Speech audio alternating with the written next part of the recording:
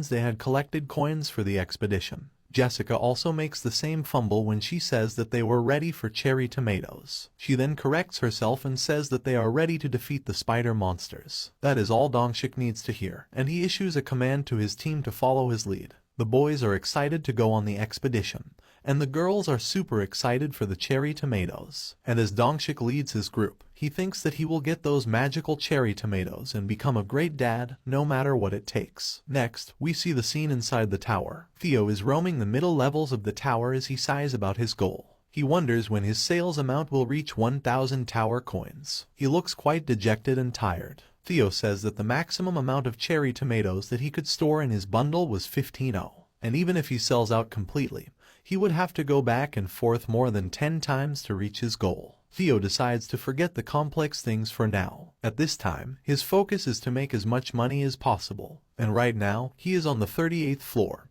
at the same spot where he met the human party the last time. Theo wonders if this was the place where the humans were gathered last time. He looks around for them, but it is the humans who find him first. They locate him and excitedly tell their comrades that they have found the wandering merchant cat. Theo is surprised and asks the man in front of him if they are looking for him. The man replies that that is true as he opens up his pouch. He says that since they had no idea when he would appear at this place again, they had been waiting for him on this floor for the past 3 days. And with that, the man asks Theo if he has the magic cherry tomatoes again this time. Theo is shocked as he hears the man's words. They had waited 3 days in the dangerous area just to buy the cherry tomatoes. The man asks Theo if the price of the cherry tomatoes was 0.05 tower coins per piece. But Theo acts smug as he tells the human to stop there. He had found the perfect chance to gain more money, and he was not going to let it slip. Theo says that the price of the tomatoes had already gone up. The man is shocked as he hears about the hike in price, and the commotion attracts Dongshik's attention. He comes forward and asks if anything is happening here. The man tells Dongshik that the price of the magical cherry tomatoes has gone up.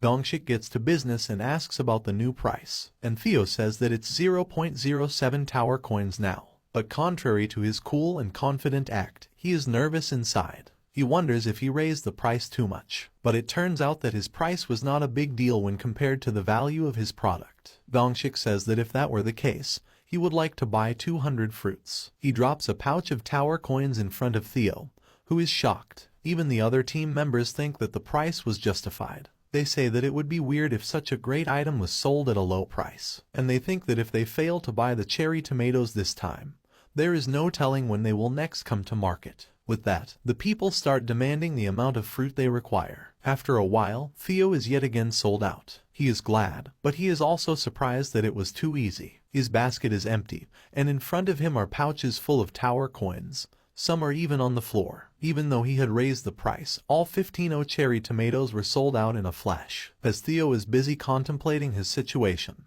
Dongshik asks him when he will appear again. Theo asks him if he would wait for him in this place again, and if that were the case, he would be back in about 10 days. Dongshik is pleasantly surprised to hear that answer. He says that 10 days is a perfectly reasonable time to regroup after completing a quest, and he tells Theo that they will be back to buy more cherry tomatoes after 10 days. With that, Dongshik commands his team to get ready. He tells them that they will now finish the spider quest and be on their way out of the tower, and his team members are also ready for the action. Theo laughs inside as he realizes that he has now found regular customers. At this rate, gathering 1,000 tower coins was not so far away. He thinks that he needs to quickly become a mid-level merchant by acquiring 1,000 tower coins. Then he can uncover the name of Sejun as his vendor and get back his title as the sales cat. But as he is about to leave, someone interrupts him. A group of girls is excited to talk to Theo, and they call him Mr. Cat. Theo is curious about what they want, and the girls start talking among themselves. One of them says that they look really similar, and the other one also agrees with this. But Theo interrupts them and says that his name is not Mr. Cat, it is Theo. The girl in front apologizes and introduces herself as Suha.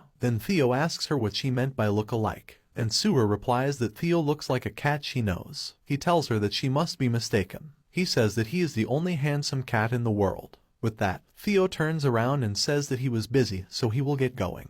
But as Suha frantically searches for something in her purse, she asks Theo to wait a minute. She takes out a long red packet from her purse, and Theo looks at it, wondering what it was. The girl asks him if he would like to eat churro, which is one of the famous Korean cat snacks. Even as Theo opens his mouth to take a bite, he asks the girl what a churu is. He says that he does not eat anything except grilled fish, but he stops before completing his sentence as he takes a bite. He is overwhelmed by the deliciousness of the snack. He takes it in his hands and cannot stop licking it as he praises it. He asks what this flavor he was eating is. Even though it smelled like fish, it had a nutty flavor and it melted in his mouth. Theo immediately finishes the packet and then asks Suha if she has more. She is holding more packets in her hand, and she tells Theo that she had different flavors with her. He excitedly asks her to give him more, but Suha laughs and says that she will give it to him if he takes a photo with her. Theo immediately agrees to her request, not even knowing what a photograph is. In return, he wants all the churu packets. The girl takes out her smartphone and tells Theo to just look at the screen and say peace. He strikes a pose alongside the girl,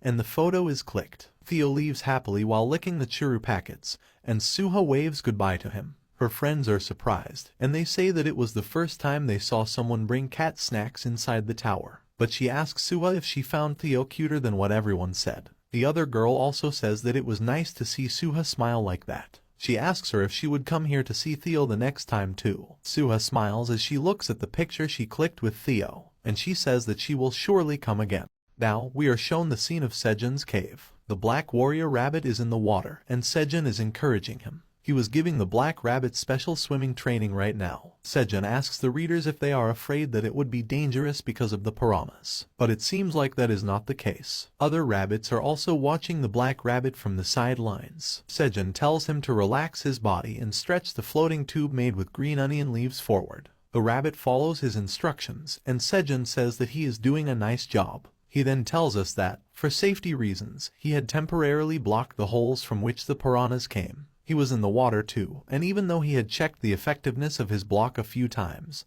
he was still nervous. The Black Rabbit has gotten good enough, and now Sejun wants him to practice swimming without his floating tube. Sejun then says that this was a great development compared to the time when the Black Rabbit almost died by jumping in the water as he was too happy after leveling up. Sejun says that he was astonished because he thought the rabbit was going to be eaten by piranhas. Sejun remembers the scene vividly. The Black Rabbit was floating on his belly inside the pond, and Sejun suddenly went into panic mode as he realized that the rabbit was unconscious. The mother rabbit was so scared for her child that she fainted, but luckily the piranhas did not attack him. Right now, Sejun says that just thinking about that incident makes his heart skip a beat, and the Black Rabbit nervously laughs. He is out of that water now, and his siblings are taking turns trying to learn the skill of swimming. Sejun is also tired after playing in the water, and he says that he wants to eat something sweet now. He reaches into his bag to find his stash of honey, but it turns out that his bottle is empty. Sejun has already eaten all the honey he collected last time.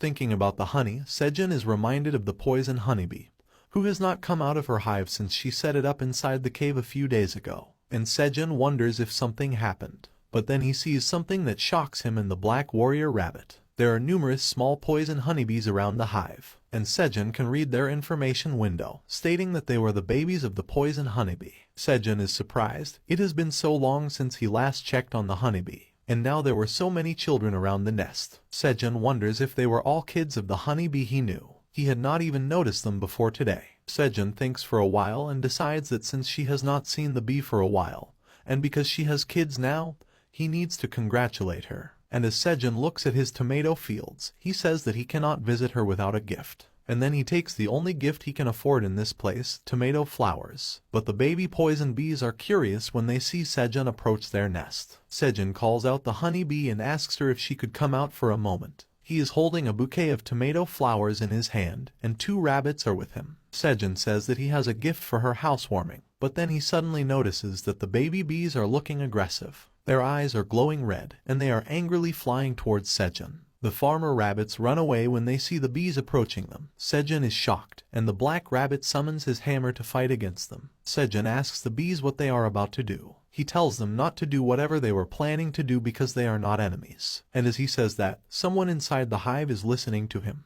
The baby bees look menacing and threatening, and the Black Warrior Rabbit is ready to fight them. Sejun tells him not to fight the bees, but he knows that there might be no other way to save their lives. The bees are angry and they charge at Sejun. He closes his eyes in anticipation of their stings, but then the baby bees stop suddenly. Sejun opens his eyes and sees someone he does not recognize. A large bee-like creature with a crown on her head was flying towards him. Sejun is shocked as he asks her if she was perhaps the poison honeybee he knew. The creature that looks like an anthropomorphized honeybee is surrounded by the baby bees that are indeed her children. And as she gladly replies to Sejun's question in her language, Sejun can read her information window. She was a poisonous queen honeybee. Sejun can only stare at her with his mouth wide open, and the reaction of the black warrior rabbit is also the same. Sejun wonders if she was really the honeybee he knew. Description of poison honeybees. It was an insect-type carnivore monster found in the tower that hunted its prey using its poisonous sting. And that was all the tower manager knew about them. We see the tower manager, the black dragon, as he nervously reads a book titled Ultimate Handbook for Tower Manager. He is concerned with the situation, but there is nothing in the handbook that can help him do his job more efficiently. There was no explanation for the situation in which a poison honeybee evolved.